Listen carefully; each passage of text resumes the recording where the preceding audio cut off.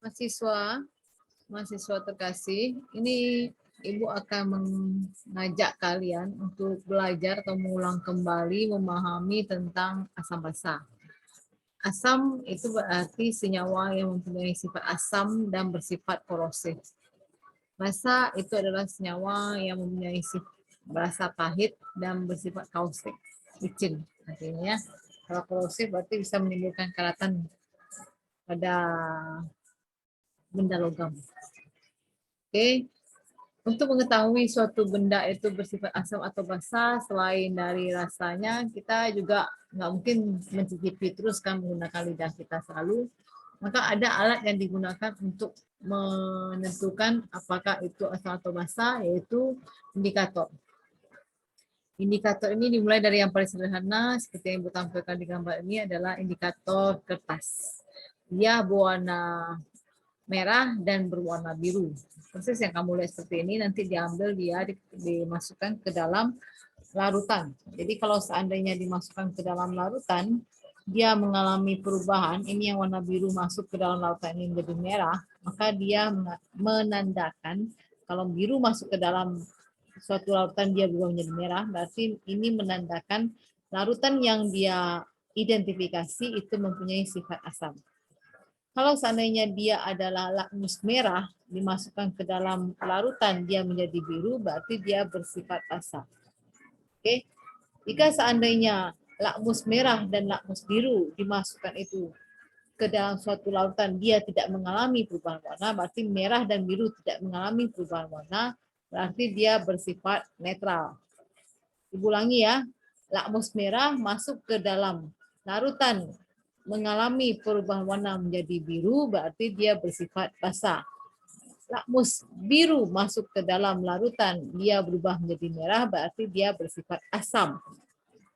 Kalau tidak terjadi perubahan terhadap lakmus merah ke dalam larutan tersebut, ataupun lakmus biru dimasukkan ke dalam larutan tersebut tidak mengalami perubahan, maka larutan tersebut adalah netral. Jadi kalau seandainya nanti kamu ketemu lautan, kamu ambil lakmus merah, masukkan ke dalamnya. Dia tak merah. Kemudian kamu ambil lakmus biru. Dia berubah menjadi merah. Berarti itu asam. Kalau kamu masukkan lakmus merah, dia berubah menjadi biru.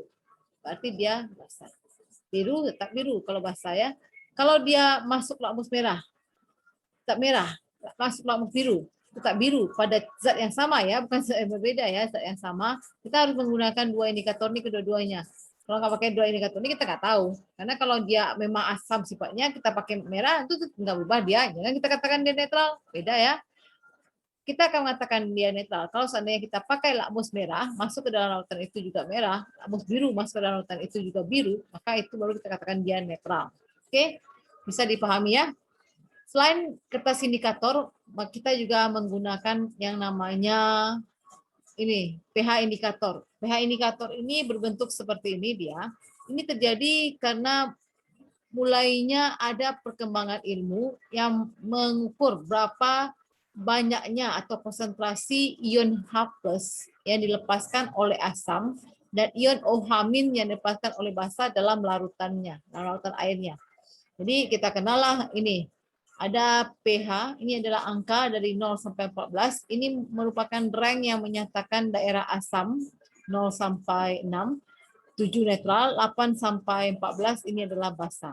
Ini yang harus kita pahami. Jadi kalau seandainya nanti kamu pakai indikator universal, dia memperlihatkan warna seperti ini. Jadi kamu celupkan larutanmu, celupkan indikator ini ke dalam larutan. Celupkan indikator ke dalam larutan ya. Jadi kita celupkan seperti ini ya nak ya. Jadi indikatornya kita masukkan ke dalam yang namanya larutan. Kemudian kita letakkan dia pada kotak. Nanti kita lihat yang mana yang merupakan daerahnya. Apakah dia berada di daerah, kalau dilihat sih urutannya dia daerah 3 ya kalau Ibu lihat. Berarti di sinilah lebih tepatnya. Nih. Asam. Tapi itu kalau untuk indikator kita lihat dari bawah sampai ke atasnya. Itu harus sama. Maka kita akan jalan-jalankan nanti dia. Bisa kita praktekkan di labor atau kamu dulu pernah praktekkan di SMA. Oke. Kemudian untuk ini indikator universal, ini ininya. Kemudian kita masuk kepada tabel dari larutan indikator. Jadi selain menggunakan lakmus, kertas indikator universal, kita juga bisa menggunakan larutan indikator. Ini tabelnya. Kita lihat di sini ada daftar indikator asam basa seperti larutan biru timol, kemudian kuning metil, jingga metil, hijau bromkesol, merah metil, ungu, kemudian biru bromtimol, ada merah fenol, ada ungu kresol, fenolplatein, timoflatein, kuning alizarin. Yang biasa kita pakai itu adalah jingga metil sama fenolplatein. Coba dilihat di sini ya. Ranknya 1,2 sampai 2,8. Ini maksudnya 1,2 sampai 2,8 ini, biru timol ini berarti dia pada pH 1,2, nanti kalau seandainya larutannya pH 1,2, itu warnanya merah. Kalau 2,8 itu warna kuning. Tengah-tengah antara 1,2 sampai 2,8 itu orange, merah campur kuning. Itu tandanya, itu cara bacanya ya. Contoh yang paling jelas fenolplatein 8,3 tidak berwarna, TB ini tidak berwarna ya. 10,0 ini merah. Berarti tipe sifat dari indikator ini ada di sini. Kalau dia lebih cenderung ke asam, asam sifatnya ya. Kalau ini 10 meter ini sifatnya basah. Jadi kita pakai nanti juga seperti itu. Kita lihat mana dia lebih cenderung ke asam atau cenderung ke basah. Sekarang kita masuk ke soalnya. Soalnya ada di atas ini. Perhatikan tabel ini. Ini Ibu ambil dari data yang di dalam ini. Ini ada hasil dari perhitungan pengukuran. Jadi ada seorang yang melakukan pengukuran pH dari 2 air limbah, dia mendapatkan data ini. Jadi dia kalau untuk mengukur pH dari suatu, bisa kita nggak bisa menggunakan satu indikator aja. Nah kalau satu indikator aja itu, sedangkan banyak indikator aja kita pakai rank juga nanti hasilnya. Belum pasti jadi ya. Ya kalau mau pasti yaitu pakai pH langsung pakai alatnya, pH ini, pH meter alatnya namanya. Jadi alat itu namanya pH meter, itu langsung kita bisa ngukur. Tapi kalau kita rank itu kita bisa pakai larutan indikator gitu ya.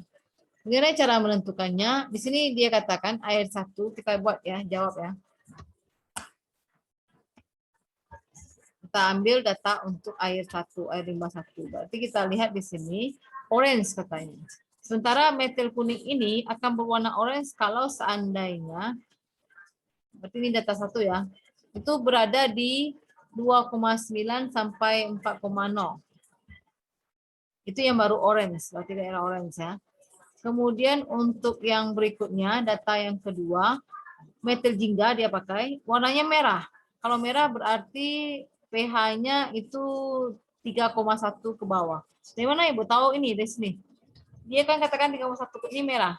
4,4 kan kuning. Merah atau kuning kan tengah-tengahnya orange, sama kayak yang tadi ya. Jadi berarti kita akan mengambil pH dari si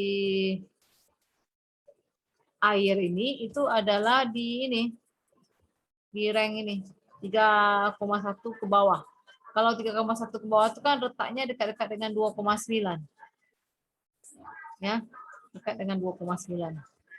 Kemudian kita lanjut dengan data yang berikutnya. Katanya dia merah. Merah berarti masih di daerah 4,2. 4,2 berarti di atas 4,0 dikit ya.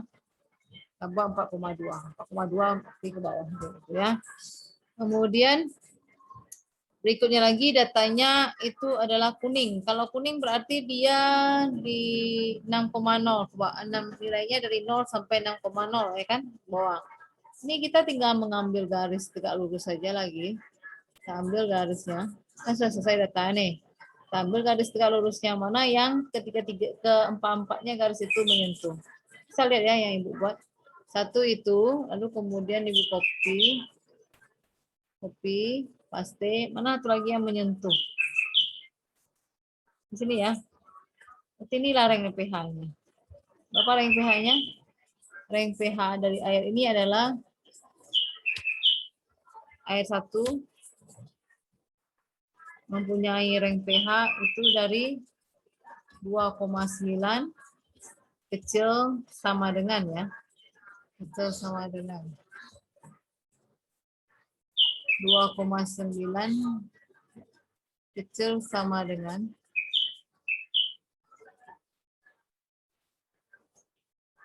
2,9 kecil sama dengan pH kecil sama dengan kecil sama dengan lagi 2,9 kecil sama dengan pH kecil sama dengan gitu. Dia kan berada di antara 2,9 sampai 3,1. Berarti pH itu di antara ini lah 2,9 sampai 3,1. Oke, untuk yang air yang kedua, datanya itu kuning katanya. Kalau kuning untuk kamu apa? Ayo coba bantu Ibu. Kalau kuning berarti warnanya 4,0 ya. Bentar. 4,0 ke atas. Itu ya tandanya 4,0 ke atas ya. Lalu kemudian kuning lagi. 4,0 ini kan di bawah 4,4 ya, maka kita letakkan kan lebih tinggi dari 4,0. 4,4. Lalu kemudian apa lagi? Orange. Aduh, orange ini berarti antara 4,2 sampai 6,2 nih. Maka kita buatlah di sini. Salah. Salah Ibu. Jadi kita buat di sini dia ya. Dia kan di antara 4,2. Kan 4,2 itu kan sebelum 4,4. Sebelum ada 4,1 lagi. 4,2 sampai berapa dia kata? 4,2 sampai 6,2. Berarti sini lah. Lalu kemudian kuning lagi dia. Nah, kuning itu 6,0. Maka kita mulai. 6,0 itu berarti di bawah 6,2.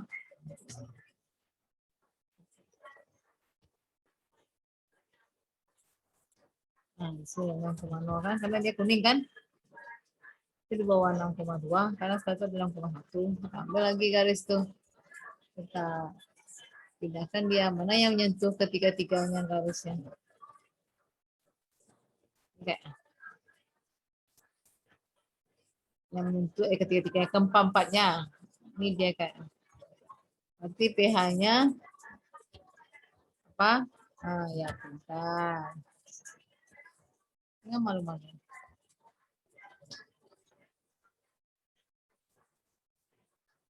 pH. P-nya besar, H kecil ya.